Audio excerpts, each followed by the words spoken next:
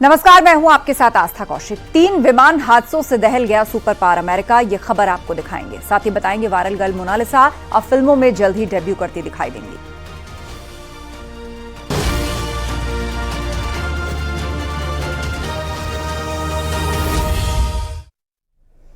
एक के बाद एक 3 विमान हादसों से सुपर पावर अमेरिका दहल गया है। वॉशिंगटन में एक हेलीकॉप्टर और विमान आपस में भिड़ गए। अलास्का में F-35 विमान क्रैश हो गया, तो कैलिफोर्निया में एक विमान इमारत की छत से टकराकर क्रैश हो गया। रोंगटे खड़े कर देने वाली तस्वीरें अमेरिका के वॉशिंगटन से आई हैं। रात के वक्त एक हेलीकॉप्टर और विमान आपस में भिड़ गए, जिसका वीडियो भी सामने आया है। हादसा रोनाल्ड रीगन वॉशिंगटन हवाई अड्डे के पास हुआ। हादसे के बाद विमान और हेलीकॉप्टर पोटोमैक नदी में गिर गए। विमान में 60 लोग सवार थे। 15 से ज्यादा लोगों के शव बरामद किए गए हैं। यूएस एयरलाइंस के CRJ-700 बॉम्बार्डियर जेट और सेना के ब्लैक हॉक H-60 हेलीकॉप्टर के बीच आसमान में ये टक्कर हुई। सेना के अधिकारियों के मुताबिक हेलीकॉप्टर में 3 लोग सवार थे। हादसे के बाद रेस्क्यू ऑपरेशन चलाया गया। राष्ट्रपति ट्रंप ने भी लापरवाही को लेकर सवाल उठाए हैं। अमेरिकन एयरलाइंस का जेट कंसास से वॉशिंगटन आ रहा था। ट्रंप का कहना है कि जब प्लेन सही रास्ते पर था तो कंट्रोल टावर ने हेलीकॉप्टर के पायलट को इसके बारे में क्यों नहीं बताया। हालांकि इसके पीछे तकनीकी खराबी भी बताई जा रही है। दूसरा हादसा अलास्का में हुआ, जहां दुनिया का सबसे ताकतवर विमान पलक झपकते ही जमीन पर गिरकर क्रैश हो गया। ईलंस एयरबेस में F-35 फाइटर जेट दुर्घटना का शिकार हो गया। एयरबेस पर दूसरे विमान भी खड़े हैं। तभी अचानक ये हादसा सामने आया, जिसमें स्टील्थ लड़ाकू विमान मुंह के बल जमीन पर गिर पड़ा।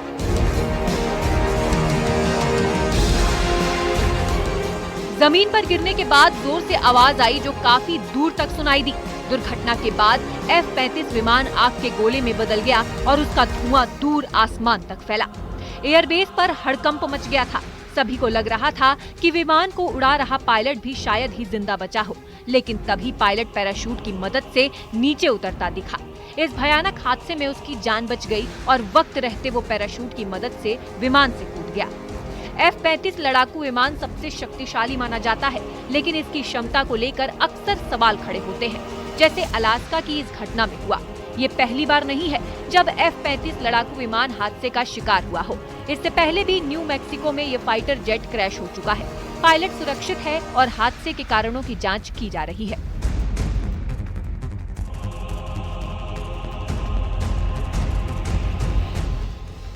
वहीं कैलिफोर्निया में तीसरा हादसा सामने आया है। यहाँ छोटा विमान एक इमारत की छत से टकराया। इसमें 2 लोगों की जान चली गई, वहीं 18 लोग घायल बताए गए।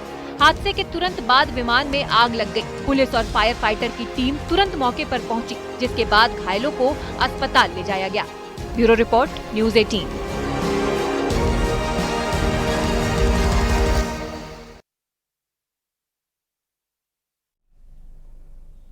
महाकुंभ में वायरल हुई मोनालिसा की नीली आंखों का जादू चल गया है। अब उसे फिल्म का ऑफर भी आ गया है, जिसे उसने और उसके घर वालों ने स्वीकार कर लिया।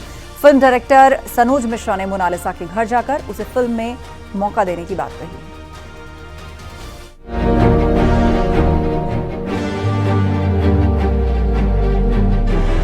मोनालिसा, ये नाम इंटरनेट की दुनिया में इन दिनों खूब छाया हुआ है। उसकी नीली आंखों के जादू का असर दूर दूर तक दिख रहा है। अब फिल्मकार भी उसकी पब्लिसिटी को भुनाने की कोशिश में जुट गए हैं। जैसे खबरें आ रही हैं, उसके मुताबिक मोनालिसा जल्द ही फिल्मों में एक्टिंग करते हुए दिखेंगी। डायरेक्टर उसके घर फिल्म का ऑफर लेकर पहुंचेंगे। फिल्म डायरेक्टर सनोज मिश्रा ने मोनालिसा को अपनी film the diary of Manipur में लॉन्च करने का मन बनाया है। फिल्म के ऑफर को मोनालिसा और उनके परिवार ने स्वीकार कर लिया है। जो भी इनसे जुड़े हुए लोग थे, सबसे मैंने डिस्कस किया, चर्चा की हर एक मुद्दे पर, क्योंकि ये लोग बहुत ही इनोसेंट और बहुत ही भोले, तो इनको हर एक चीज क्लियर करना भी बहुत जरूरी, क्योंकि फिल्म इंडस्ट्री के बारे में तमाम तरह की बातें जो होती हैं, उनके बारे में भी बहुत ज्यादा क्लियरिफिकेशन देने की जरूरत थी। और जैसे कि मोनालिसा है, तो रील्स में जरूर वायरल हो गई है, लेकिन अब इसको बहुत कुछ सीखने, समझाने और इसको भी समझने की जरूरत है। रुद्राक्ष की माला बेचने वाली मोनालिसा को कोई जानता नहीं था, लेकिन महाकुंभ में जैसे ही कैमरे की नजर उन पर पड़ी, तो वहीं से उसे प्रसिद्धि मिल गई। वो रातों रात सोशल मीडिया की सनसनी बन गई। कोई उसकी आंखों का कायल हो गया तो कोई उसकी तुलना बॉलीवुड अभिनेत्रियों से करने लगा। इतना ही नहीं, उसे फिल्मों में काम करने की सलाह दी गई। खुद मोनालिसा से फिल्मों में काम करने को लेकर कई सवाल पूछे गए, जिससे उसने भी इनकार नहीं किया। माला बेचने का व्यापार आपका कैसा रहा? एकदम बेकार। पैसे तो उधार लेके आए हम 35,000 रुपये। कहीं न कहीं सोशल मीडिया पर आपको को फिल्म में लेने की बात भी चल रही है, क्या कहेंगे इसे लेके? अगर मम्मी पापा परमिशन देंगे तो जरूर जाएंगे। जानकारी के मुताबिक पहले इंदौर में मोनालिसा की ट्रेनिंग शुरू होगी। उसे पर्सनालिटी डेवलपमेंट की ट्रेनिंग दी जाएगी। इसके बाद एक्टिंग की दुनिया दी जाएगी। कहा जा रहा है कि फिल्म में मोनालिसा एक रिटायर्ड आर्मी ऑफिसर की बेटी का रोल अदा करेंगी। फिल्म लव स्टोरी के साथ साथ स्थानीय मुद्दों पर भी होगी। सनोज के मुताबिक फिल्म की शूटिंग अगले महीने नॉर्थ ईस्ट में शुरू होगी और इसी साल अक्टूबर तक रिलीज हो जाएगी। तो ये जो प्रोसेस शुरू होगा इनका वर्कशॉप इसको कह सकते हैं, बिकॉज ऑफ क्योंकि हम फिल्म को लेकर खाली फोकस कर रहे हैं अभी। मेरी फिल्म में जिस तरह का जो किरदार है, ये तैयारी सिर्फ अभी उसी तक के लिए करा रहे हैं, क्योंकि ये जो वर्कशॉप का सेशन होता है, ये सेशन बड़ा लंबा चलता है। ये छोटा नहीं है कि 1-2 दिन में खत्म हो जाए। तो मैं उतना भी इनसे काम कराना चाहूंगा जितना भी हमारी फिल्म के लिए जरूरत है। उसके बाद फिर बड़े लेवल पर इनका सीखना हमेशा जारी रहेगा। महाकुंभ के दौरान माला बेचते हुए मोनालिसा वायरल हुई थी। उनकी आंखों की वजह से उसे इंटरनेट सेंसेशन कहा गया। लेकिन इसके बाद सनोज ने मोनालिसा को अपनी फिल्म में हीरोइन बनाने का वादा किया था। मोनालिसा मध्य प्रदेश के महेश्वर में अपने परिवार के साथ रहती है। परिवार की हालत इतनी भी अच्छी नहीं है, क्योंकि सभी टूटे फूटे मकान में रहते हैं। मोनालिसा के साथ साथ उसके घर वाले भी उम्मीद जता रहे हैं कि शायद उसके भी दिन बदल जाएंगे। सोशल मीडिया पर तो मोनालिसा का जादू जमकर चल गया, लेकिन क्या अब फिल्मों में भी वो कमाल कर पाएंगी, ये तो आने वाला समय ही बताएगा। सर्वेश दुबे के साथ ब्यूरो रिपोर्ट, न्यूज़ 18।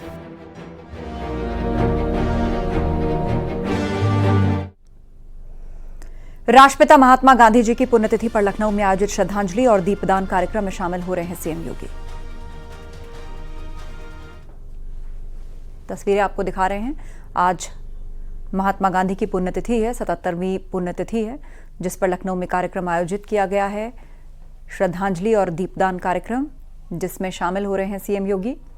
सुबह भी उन्होंने बापू को श्रद्धांजलि दी थी और महात्मा गांधी की 77वीं पुण्यतिथि पर लखनऊ में ये कार्यक्रम आयोजित किया जा रहा है, श्रद्धांजलि और दीपदान कार्यक्रम। और इसी में मुख्यमंत्री योगी आदित्यनाथ शामिल हो रहे हैं। आपको हम तस्वीरें दिखा रहे हैं। सुबह बापू को श्रद्धांजलि देने के बाद ये जो दीपदान कार्यक्रम है, श्रद्धांजलि एवं दीपदान कार्यक्रम भजन की धुन पर इस वक्त मुख्यमंत्री योगी आदित्यनाथ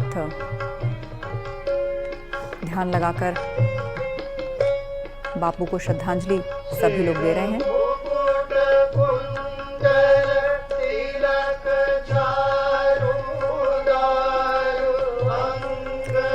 तस्वीरें आपको दिखा रहे हैं हम राष्ट्रपिता महात्मा गांधी जी की पुण्यतिथि पर लखनऊ में आयोजित कार्यक्रम, श्रद्धांजलि और दीपदान कार्यक्रम। और इसी में मुख्यमंत्री योगी आदित्यनाथ सम्मिलित हैं। उन्होंने पुष्प अर्पित किए महात्मा गांधी को याद करते हुए। और अब वहां पर जो भजन चल रहे हैं, उन्हीं भजन में ध्यान लगाते हुए मुख्यमंत्री योगी आदित्यनाथ नजर आ रहे हैं। ऋषभ मणि हमारे साथ, हमारे सहयोगी फोन लाइन पर जुड़ गए हैं। ऋषभ मणि, इस कार्यक्रम के बारे में और क्या जानकारी आप देना चाहेंगे दर्शकों को? देखिए, महात्मा गांधी की पुण्यतिथि पर यह कार्यक्रम आयोजित किया गया है। शहीद स्मारक स्थल जो राजधानी लखनऊ में है, वहां पर ये कार्यक्रम चल रहा है। सीएम योगी वहां पर पहुंच चुके हैं और वहां पर दीपदान का कार्यक्रम है ये, और कड़ी सुरक्षा के बीच देखिए दीपदान का कार्यक्रम चल रहा है। हालांकि सुबह भी पुण्यतिथि के अवसर पर अपनी पुष्पांजलि अर्पित की थी सीएम योगी ने, और अब ये जो भी वीर गति प्राप्त बलिदानी हैं उनके लिए ये श्रद्धांजलि और पुष्पांजलि और दीपदान का ये कार्यक्रम रखा गया। इसमें एक भजन संध्या भी रखी गई है। हालांकि अभी तक ये बात तय नहीं है कि इसमें कितनी देर तक सीएम योगी यहाँ पर रहेंगे, लेकिन वहाँ पहुंच चुके हैं। और ये भी बताया जा रहा है कुछ ही देर में राज्यपाल आनंदीबेन पटेल भी यहाँ पर पहुंचेंगी।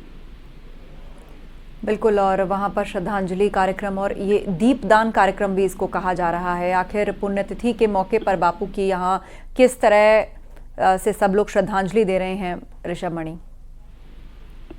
देखिए, जैसा मैं पहले बता रहा था कि एक कार्यक्रम सुबह भी रखा गया था जहां पर महात्मा गांधी की प्रतिमा पर पुष्पांजलि अर्पित की गई थी, और अब ये शाम को भी ये दूसरा कार्यक्रम है जिसमें सीएम योगी शामिल होंगे, राज्यपाल आनंदीबेन पटेल शामिल होंगी। यहाँ पर दीपदान भी किया जाएगा और जैसा बताया जा रहा है कि इसके बाद भजन संध्या भी होगी। बापू के जो प्रिय भजन हैं वो यहाँ पर गाए जाएंगे। और देखिए, सीएम योगी पहुंच चुके हैं, सीढ़ियों से ऊपर जा रहे हैं घाट की तरफ जहां पर उनको दीपदान का ये कार्यक्रम करना है। जानकारी के लिए धन्यवाद आपका। तो पुण्यतिथि पर श्रद्धांजलि कार्यक्रम जो लखनऊ में रखा गया है उसी में पहुंचे हैं मुख्यमंत्री योगी आदित्यनाथ, जिन्होंने बापू को श्रद्धांजलि अर्पित की है।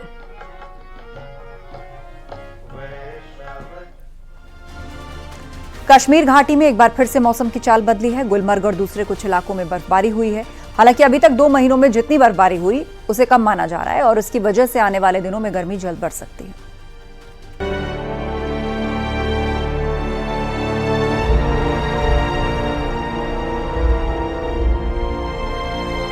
काफी दिनों के इंतजार के बाद एक बार फिर कश्मीर घाटी में बर्फबारी देखने को मिली है। गुलमर्ग से लेकर सोनमर्ग की वादियों में बर्फ की चादर बिछी हुई है।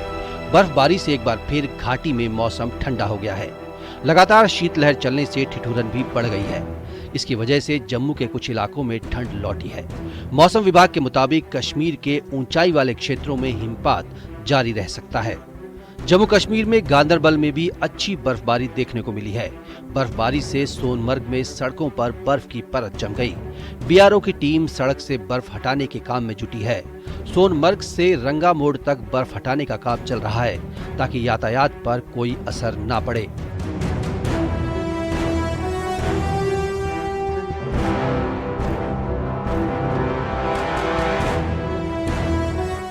गुलमर्ग में फिर बर्फबारी शुरू हुई है। बर्फबारी का मजा लेने के लिए पर्यटकों का गुलमर्ग पहुंचने का सिलसिला जारी है। बुधवार सुबह से शाम तक आसमान में बादल छाए रहे, जिसकी वजह से ठंडी हवा चलने से मौसम भी सर्द हो गया। पिछले साल कश्मीर में दिसंबर जनवरी के महीने में बर्फबारी देखने को नहीं मिली थी, लेकिन इस बार दोनों महीनों में बर्फबारी हुई है।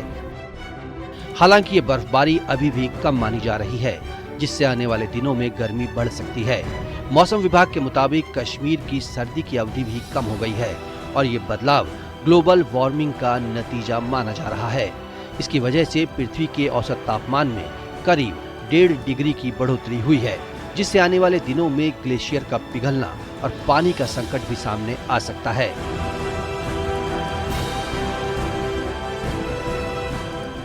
Bureau report, news 18।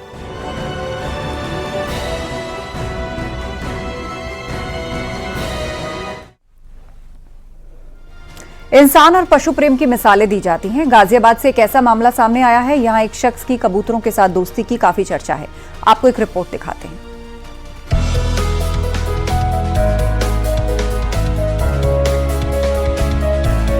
इंसान और पशु पक्षियों के बीच लगाव पुराने जमाने से चला आ रहा है। इसी जुड़ाव में कई बार अनोखे मामले भी देखने को मिल जाते हैं, जिन पर जल्द यकीन करना आसान नहीं होता। गाजियाबाद के मोदीनगर के रहने वाले टिंकू और कबूतरों की दोस्ती किसी को भी हैरान कर सकती है। कबूतरों के साथ उसका इतना घनिष्ठ नाता बन चुका है कि उसकी एक आवाज पर वो दौड़े चले आते हैं, उसके हाथ और कंधों पर बैठते हैं। इतना ही नहीं, जब वो बाइक चलाता है तो कबूतर उसके साथ साथ उड़ते हैं। टिंकू मोदीनगर के इंदिरापुरी कॉलोनी में रहता है। बचपन से ही उसका पक्षियों के साथ गहरा लगाव है। उसने कबूतर के बच्चों को पाला और धीरे धीरे उन्हें इशारों की भाषा सिखाई। अब वो साए की तरह उसके साथ रहते हैं। इसी तरह कबूतरों के साथ टिंकू की गजब की बॉन्डिंग है। छोटे छोटे से बच्चे थे, हमारे ऊपर हैंगे, वहाँ से मैंने नीचे रख लेते। मेरे साथ ही खाते हैं, मेरे साथ ही पीते हैं। अब मैं जैसे खाना खाता हूँ तुरंत आते हैं मेरे दौरे, बैठते हैं मेरे दौरे पलंग पे, मेरे बेड पे, मेरे बच्चों के साथ खेलते हैं और मेरे साथ भी खेलते हैं। हम बाइक पर चलते हैं मेरे साथ साथ। जैसा मैं खाता हूँ वैसे खाते हैं मेरे साथ में। अच्छा, क्या नाम है इनका? इसका रेंजो है, और दूसरे का? इसे रानी बुलाते हैं। राजेंद्र और रानी पिछले 6 महीने से टिंकू के साथ रहते हैं। टिंकू और उनके कबूतरों की ये दोस्ती वाकई दिलचस्प है। पूरे इलाके में इस दोस्ती की चर्चा है। गाजियाबाद से न्यूज़ 18 के लिए रोहित सिंह की रिपोर्ट।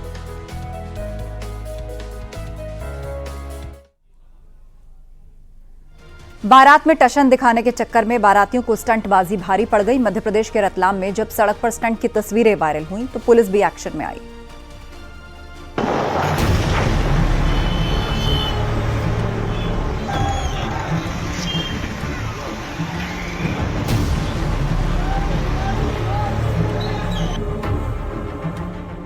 सड़कों पर जब कार का ये रैला निकला तो लोग भी सोच में पड़ गए, क्या कोई रसूखदार अपनी ऐसी धमक जमा रहा है? किसी को ये भी लगा कि कहीं किसी नेताजी का काफिला तो नहीं। अब जरा नजर तो दौड़ाइए, कार में बैठे नहीं है बल्कि ये जनाब लटके हुए हैं। आधे एक साइड से कार के बाहर निकल रहे हैं तो दूसरी साइड से, और बाकी जो बचे वो सीधे कार की छत पर। कोई बैठा है तो कोई खड़ा है। जहां से भी ये गाड़ियां गुजरी या कहीं हुड़दंगी निकले, लोगों की परेशानी बन गए। जिनका शोर तो था ही, इनके स्टंट से ट्रैफिक जाम भी हुआ। कोई समझ ही नहीं पा रहा था कि आखिर निकले तो कहां से निकले।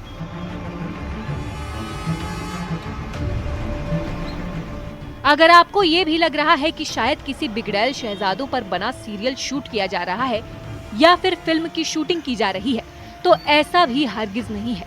ये सारे बाराती हैं जिन पर शादी की खुमारी इस कदर चढ़ी कि महंगी कारों पर स्टंट करते दिखाई दिए। कारों के पीछे बकायदा लिखा था कि हम तो दुल्हनिया लेने आए हैं। गाड़ियों में लटक कर ऐसे हंगामा मचाया गया। इंदौर से रतलाम महंगी कार में दूल्हे और रिश्तेदारों और दोस्त ऐसा रौब झाड़ रहे थे।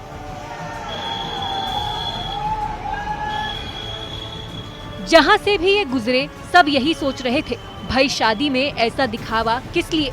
उससे भी हैरानी की ट्रैफिक पुलिस ने इन्हें क्यों नहीं टोका। जब सोशल मीडिया पर वीडियो वायरल हुआ तब इन पर पुलिस की नजर पड़ी और ऐसे निकली हेकड़ी। पुलिस के द्वारा तत्परता से कार्रवाई करते हुए जो सभी 5 वाहन हैं, उन 5 वाहनों को जो है उन पर वैधानिक कार्रवाई की जा रही है। अब लास्ट सीन देखिए, ये वही दूल्हे की कार है जिसमें दुल्हनिया रानी को जाना था, लेकिन इस स्टंटबाजी के चक्कर में दूल्हे की कार पहुंच गई थाने। रतलाम में सुधीर जैन के साथ ब्यूरो रिपोर्ट, न्यूज़ 18। उत्तराखंड में जारी नेशनल गेम्स के बीच उत्तराखंड की कई प्रतिभाएं निखर कर सामने आ रही हैं। एक तरफ दूसरे गेम्स में मेडल लेने के लिए जहां दूसरे राज्यों के खिलाड़ी उत्तराखंड का हिस्सा हैं, तो वहीं खो खो जैसे खेल में एक ही गांव ने अपनी प्रतिभा से उत्तराखंड की आधी टीम भर दी है। ऐसे में इस खो खो विलेज की खूब चर्चा है।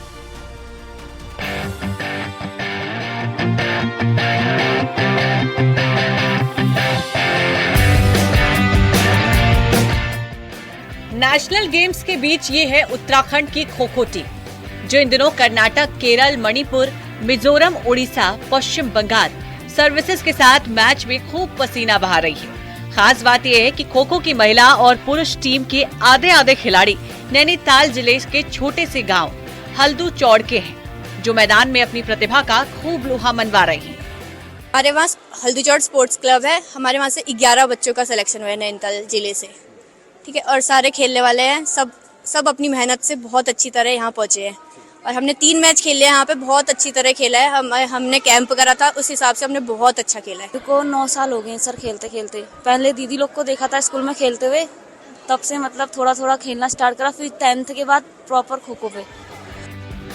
दरअसल हल्दू चौड़ में इतने खिलाड़ी निकलने की वजह से यहाँ का स्पोर्ट्स क्लब है, जहाँ से खिलाड़ी की कई प्रतिभाएं निकल कर आ चुकी हैं। दूसरी तरफ दूसरे गांव हल्दू चौड़ से निकली इन खिलाड़ियों के साथ खेलकर साथी खिलाड़ी भी बेहद खुश हैं और मैदान में खूब जोर लगा रही है। ये मतलब 8-9 साल हो गए खेलते खेलते, नेशनल तक खेला है, पर एम है कि इंडिया की टीम से खेलूं। और हमारे 3 मैच हो गए हैं नेशनल गेम्स में, एक महाराष्ट्र से, एक कर्नाटक से, लेकिन दोनों के साथ मतलब हमने अच्छे से खेला। पर जो ये वेस्ट बंगाल के साथ खेला है, इसमें सभी ने बहुत अच्छा खेला और हमारा टक्कर का भी रहा। ये नहीं कि हम एक तरफा हारे, पर हमने बहुत अच्छा खेला। आज वेस्ट बंगाल के साथ था, 2 मैच हमने खेले, तीसरा मैच था महाराष्ट्र के साथ और कर्नाटका के साथ खेला।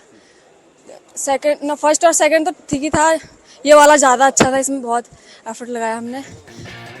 दरअसल खो खो टीम में 15 खिलाड़ी होते हैं पुरुष और महिला टीम मिलकर उत्तराखंड के 30 खिलाड़ी इस टीम का हिस्सा है, जिससे 11 खिलाड़ी हल्दूचौड़ स्पोर्ट्स क्लब से हैं। इसलिए लोग इस इलाके को खो-खो विलेज कहने लगे हैं। हल्द्वानी से न्यूज़ 18 के लिए शैलेंद्र नेगी की रिपोर्ट।